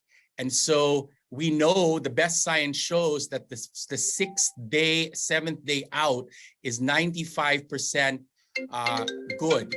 So that is the hope. So I am grateful. I'm willing to go to that quarantine just to go home to the Philippines. Okay, thank you. Thank you. Let me ask JC. I know you still have another commitment, but given the data that you presented that people suffer, Yusek Berhere mentioned about the costings, out-of-pocket expenses. Who among the Filipinos can afford the vaccines if they are to pay for it? JC? Well, Sir Melo, the best we could hope for is the national government actually allocates substantial sums for the vaccine procurement. So as much as possible, they should be free for all Filipinos. But on top of the on top of the initial cost of the vaccines, actually there's another issue that we have to confront, which is vaccine hesitancy. Even if the vaccines are there, lots of Filipinos still are doubtful of the efficacy of these vaccines. In large part of because of the Dengvaxia scandal that occurred a few years ago. In other countries, actually, they're talking about subsidizing or even incentivizing people to get vaccinated. So in short, you are actually paying people to get vaccinated. So that's one way we can deal about that. But unfortunately, we haven't heard of any such plan here in the Philippines just yet. But certainly, Sir Melo, I think in the coming months, as the vaccination rolls out, we will see we will see firsthand the serious gap between the rich and the poor in the Philippines, and this speaks to the so-called K-shaped recovery that will be occurring in the coming months. Okay, thank you, JC. I know you still have another commitment. Melo? Yes, please. Yeah, before JC leaves, may I just point out that among those who will be prioritized for vaccination, as you have seen from the presentation of Yusek Vergere, the indigent population occupies the A zone or the priority zone once the health workers and the frontliners are inoculated. So it's part of the instruction of the president to the rest of government to do this. So we are hoping to be able to do that on an expedited manner. And more than that, over and on top of the government procurement, many of our big corporations and businessmen who are involved in the public-private tripartite agreement have purchased vaccines on top of what the government is buying. So by and large, they are going to be dispensed with free to their respective workers and perhaps even their dependents to help government also increase the capacity for mass inoculation, because we must understand that the devil here is in the details, because we've never undertaken a massive inoculation program as this even before. So talagang very challenging ito, kaya we really need to help each other, and we're very happy that the public-private partnerships that we have been able to assist and move on are well, in fact, most of these are just initiatives that have been done and may not have been duplicated in any part of the world yet. That's why many are looking at the model that we have done. So maraming salamat dito sa private sector partners natin. Madami silang nagagawa na tutulong.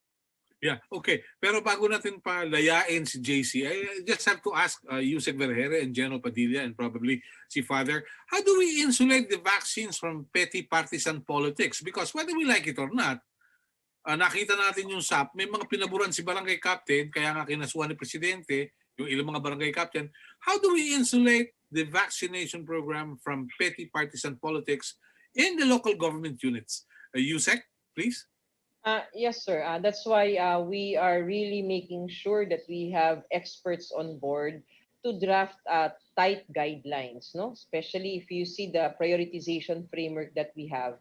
And another thing, for us to ensure that the prioritization framework will be followed or complied with, we had these tripartite agreements. No? So we know that the vaccine is still under the Emergency Use Authority, still under development, and it is but right that the national government will be the one accountable for its citizens receiving these vaccines. That's why the condition of the EUA is for only national government to be authorized to procure through the National Task Force and the Department of Health. We can authorize local governments, but they have to go through a tripartite agreement so that we can have a unified strategy, and also we can be able to push or to encourage the local governments and the private sector to comply and align with this prioritization framework and guidelines. General, ano po ang inyong pananaw dito? Well, maski ho ang private sector, there are foreigners in the area, so let me just speak in English. Well, we've really emphasized, and even with the private sector, that even if they buy their own vaccine, they don't follow their own prioritization list. They follow the government's prioritization list. And they clearly understand this. The LGUs likewise, in the visits to the LGUs in the recent weeks, this has been part of the emphasis that has been made by the National Task Force. So by and large, the framework that was presented a while ago by Undersecretary Vergeire will be the same framework that everyone else will be following. So that prioritization list is very important, and it must be complied with. And may I say that you could be held liable for not following it. Case in point, you might have been able to read about the article about a recent incident in the United States when a doctor exercising his initiative was brought to court by the county because the dispensation of the remaining vaccines that he had that was about to expire. So it was an issue of being able to weigh and not to waste the vaccine. So he followed the same priority that we are also following. So it's a matter of us being able to emphasize that to both private and public, and we are clearly doing that continuously. Very good. Reactions from Father Nick, please. Your thoughts coming from the outside looking in. Well, I am the principal and lead investigator for the UST COVAX awareness team at UST. And we deployed a nationwide survey to try to understand vaccine hesitancy. And I think one of the things is that Filipinos are worried. As we have said, there's extreme vaccine hesitancy. I don't think it is ideologically driven in the way it is here in the United States. So I'm hoping that information and the example of people will allow our Filipino kababayans to move forward. I think what you're going to see is that when we asked our survey respondents, should politicians get vaccinated first? So 70% of them reported that they would want their politicians to be vaccinated first because they believe that if it's risky, the politicians should take that risk first. However, one of the things we also heard is that they were worried that if all the politicians, especially the younger politicians, went up, then the concern from the Filipino people is that they cut the line. They're the elite, they're the politicians, they're the ones who were able to get the vaccine first. So there's going to have to be a delicate balance between asking our politicians, especially those who occupy the top tier priority list, to be vaccinated in public. But we have to be very careful that we do not give the message that you have to be rich or powerful or influential to be vaccinated first. And I am grateful, for example, for the example of the Philippines, that the indigent population is going to be vaccinated before the rest of the population. My American friends cannot believe that the Bronx will be vaccinated before Manhattan. So if you know New York, the Bronx is the poor neighborhood and Manhattan is the rich neighborhood. And the expectation in the United States is Manhattan will be vaccinated before the Bronx. But in the Philippines, I am deeply grateful that the government has prioritized the poor because they are really more vulnerable to COVID-19 than those who live in gated communities. And so it's an example to the world, especially an example to the United States, of how we should be able to reach out to the most vulnerable in order to vaccinate them. So we have a delicate balance in the Philippines where we are going to vaccinate the poor first, and I'm grateful to God for that. But we have to be careful that we do not give the message that the richest, most powerful people got it first. Mm-hmm. Okay, now let me ask you this. Filipinos in other countries have been vaccinated already. Now, my question is, will foreigners also be included in our priority? Yusek Vergere, please. Yes, sir. If they are here in the country, especially those expats and those living in the countries already, they are considered part of the population. We will not be differentiating between a Filipino and a foreigner as long as they are here in the country and interacting with their fellow Filipinos. They need to be vaccinated so that we can be able to protect them and protect the others as well. Okay, very good. Very nice. I have a question to the three of you. How will we know if a COVID-19 vaccine is safe and effective? This comes from Rosie Paula Cantara in Jeddah, Saudi Arabia. And the question is, how long will it be effective? How long will it protect me?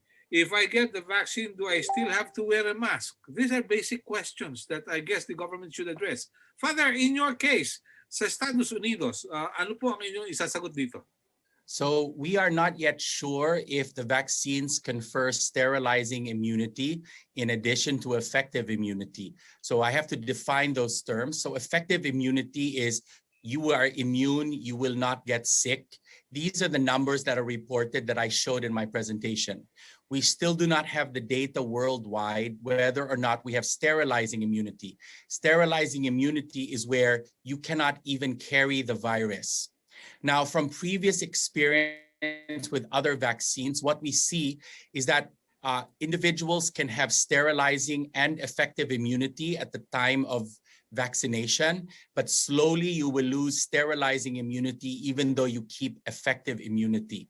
So to answer your question, to the question here is that one, we expect to be vaccinated, but we are still required to wear masks because we are still not sure if we will be able to give the vaccine, the virus to someone else. So I may be vaccinated, I will not get sick, but it is not clear yet if I could carry the virus and give it to someone, which is why I will, even in the Philippines, I will wear my mask and my shield everywhere I go once I leave the convent. Okay, thank you. Dr. Rosette, please. Yes, sir. I guess Father Nick already said the salient points, no, as to these basic questions. But one thing I would just like to remind our public and the viewers and the listeners is that as long as the Food and Drug Administration of the Philippine government has issued the emergency use authority, this is already a guarantee for everybody that this vaccine would be safe and this would be effective to protect them against this disease. Now, Father Nick said a while ago, I just like to clarify this and give this information. The specific types of vaccines currently available that are under this development stage are not transmission blocking, meaning it cannot prevent you from getting the disease. What this vaccine promises all of us would be there would be lesser chances of having clinical symptoms, meaning if you get the virus is with you, but you won't manifest this kind of symptoms that you may manifest if you do not have the vaccine. Also, the promise of this vaccine is for lesser chances of getting severe infections, therefore lesser chances of being hospitalized, and lesser chances of dying. And I guess ito pong this benefits that I've just mentioned is enough already for us to be confident and to really receive the vaccine, because it would give us life-saving strategy for us to be able to stop deaths in the country and to ease the burden in our health system. So again, let me just reiterate, the FDA's emergency use authority is a guarantee for all Filipinos that these vaccines will be safe and it's going to be of quality and it's going to be effective for the population. Okay. General, would you care to add? Thank you, Melo. Thank you very much. First off, most of the salient points have been discussed by Father Nick and Yusek Vergere. But if I may just add, this herein lies the great assistance that can come from media, that we need to really pass on the information to all our kababayans that the vaccine, once completed, does not make you go back to the pre-COVID days. It does not give you the passport to practice pre-COVID practices again. Because again, as was mentioned, hindi pa tapos yung study. The study regarding its complete coverage is not yet completed. So you may have, that's why it was not, sabi ni Yusek Vergere, that does not block or prevent you from having COVID, same as what Father Nick said. So you may be able to pass it. So that's why you need to keep that mask on. You need to keep that face shield on whenever you go out. So the wearing of face mask, the wearing of face shield will be here to stay. And as we have been repeatedly saying and communicating to the public, this is actually the new normal. Okay. Maganda yung mga balita, pero merong better news. Father Nick, yung ginagawa mong research for the information of our colleagues from the media and Dr. Vergere and General Padilla, how far have you gone?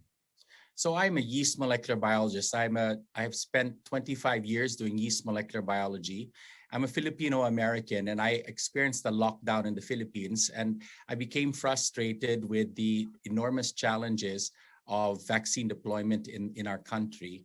And so I am here in the United States for a month because one of the things, what I am here for is my students and I are creating a yeast vaccine delivery system. So we are taking a FDA-approved probiotic yeast, Saccharomyces boulardii, and just this past week, we introduced into this yeast the DNA from SARS-CoV-2 that will allow the yeast to express the spike protein or a fragment of the spike protein into it. And so hopefully by tomorrow, I will be able to see if we have a stable transformant of that yeast. And I will spend the next 3 weeks testing to see if this yeast delivery system will express and secrete the spike protein. And I hope to return to the Philippines on the 13th of March, where we will do animal studies. And there is already precedent in the scientific literature for this kind of technology.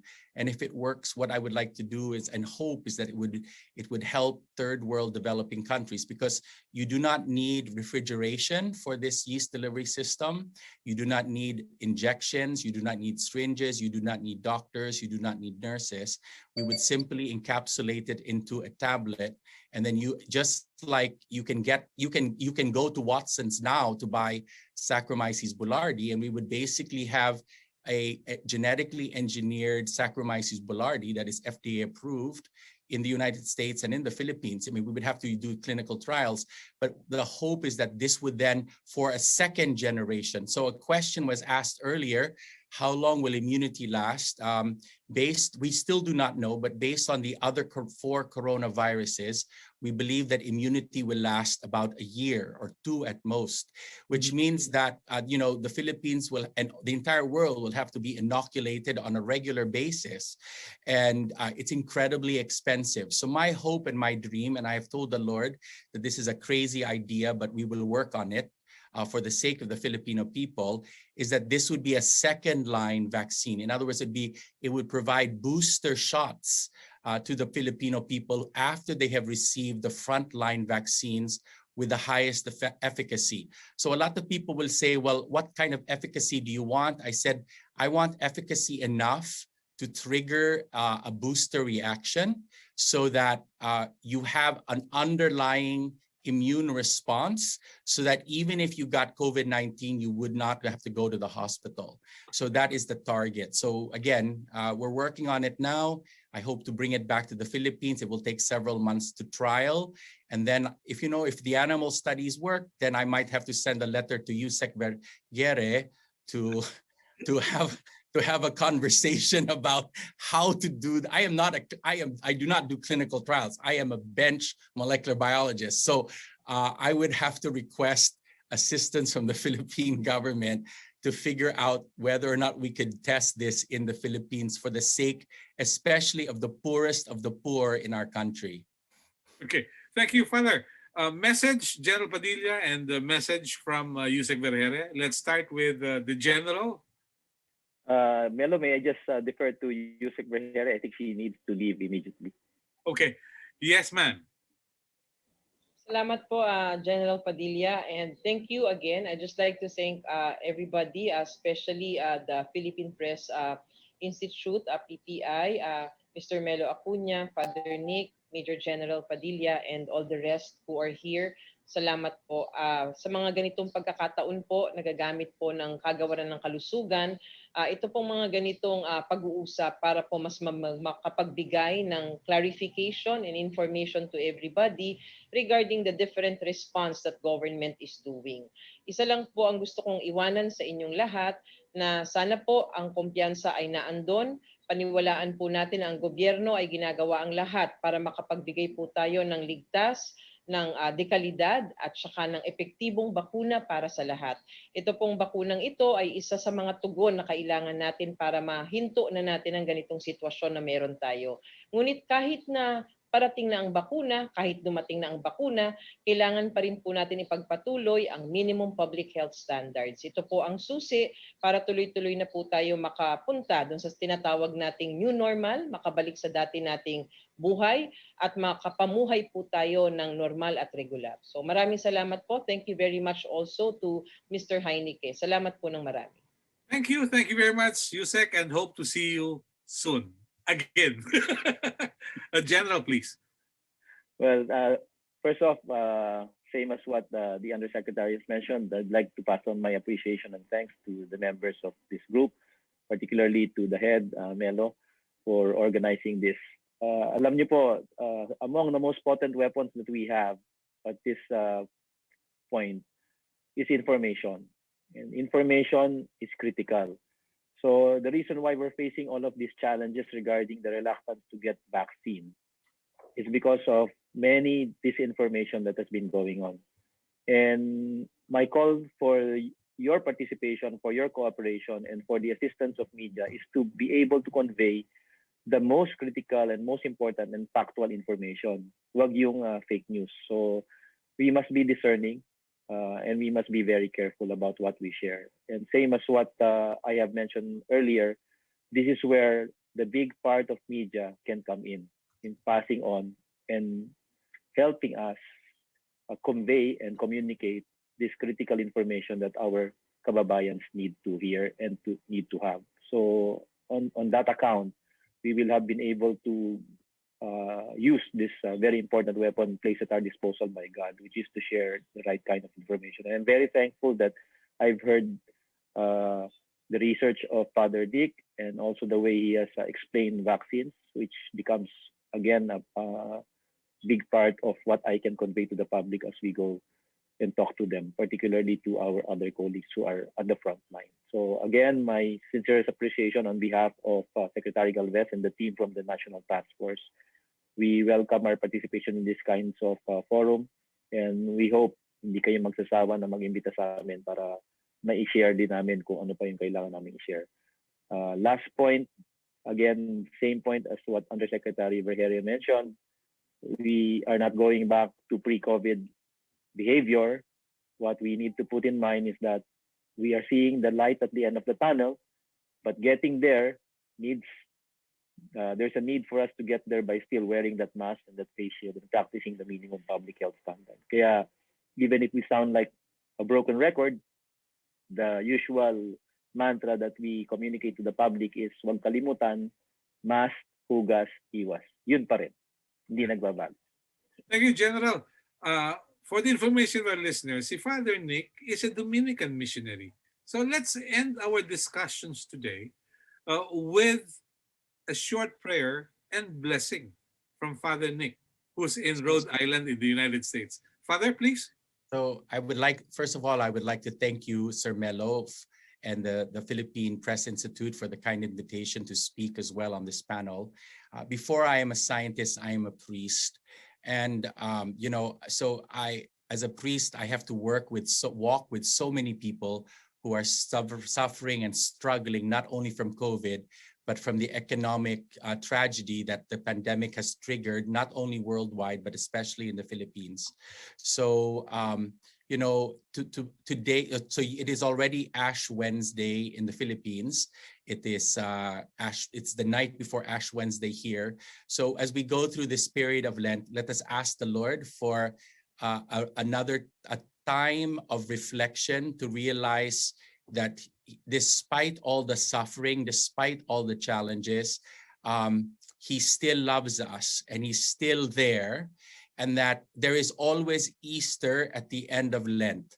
And this pandemic is one long Lent, and I am hoping that by the end of the year, especially for Pasko, we will have a new normal Pasko, so that with the rollout of the vaccines in 2021, and I return to the Philippines for Christmas, we will have the Pasko where we will have mass, but we will be able to party, we will be able to sing, we will be able to eat all that we normally eat together.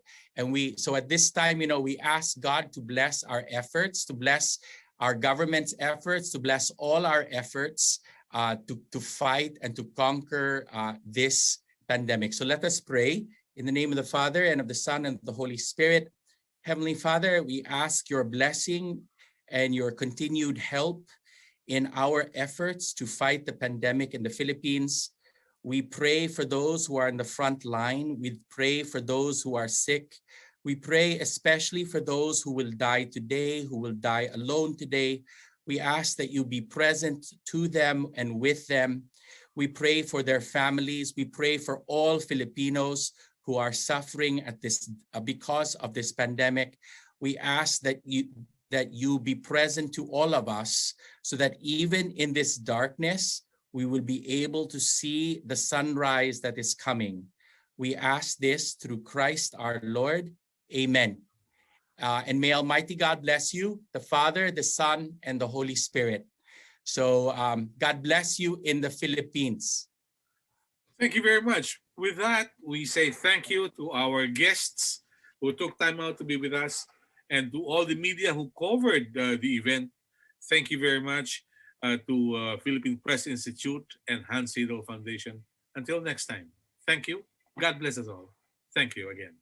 Thank you, Kuya Melo.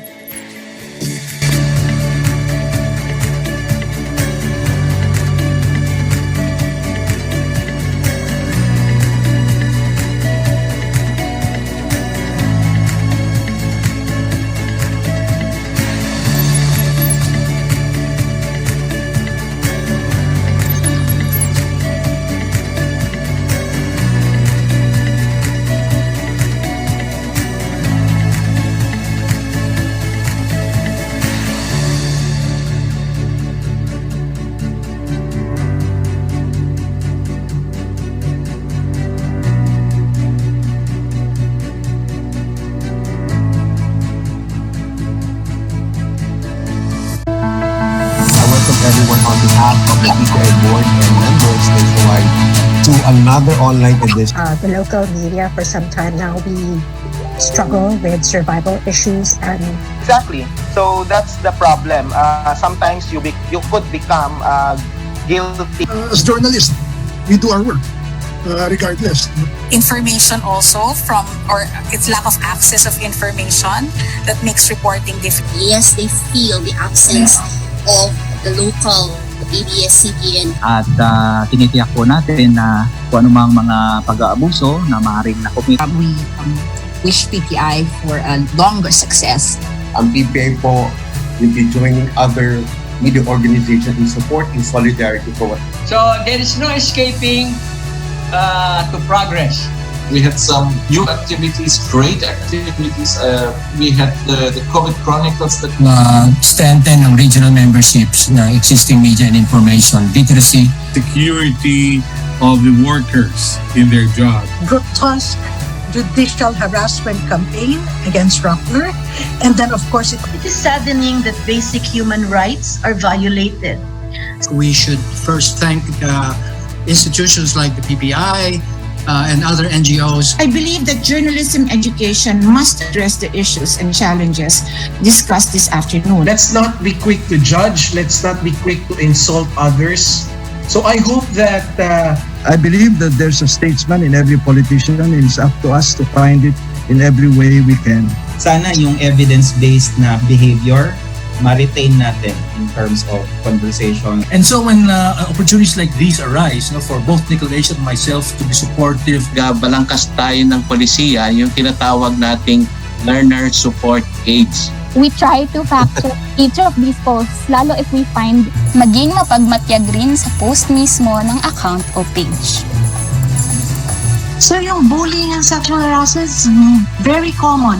Go back to the basics. One thing is, ang nakita kong development is using mobile devices to follow up. And we're creating modules now, obviously with the help of the Department of Education also. Now more than ever, at any other time, journalists need to uphold their core values. There's been a significant shift in coverage of Mindanao by non-Mindanaoan reporters. So there has to be a partnership between COMELEC, the social media provider. So there's just really no way to change and reform the law to make it responsive to the very intent of the law. And we should work together in improving that relationship. My favorite quote of Jefferson, that I'd rather have a newspaper without government in society than government without newspaper. Thanks everyone. Please join us in our other online activities with PPA and our partner organizations. Maraming salamat po. Keep safe.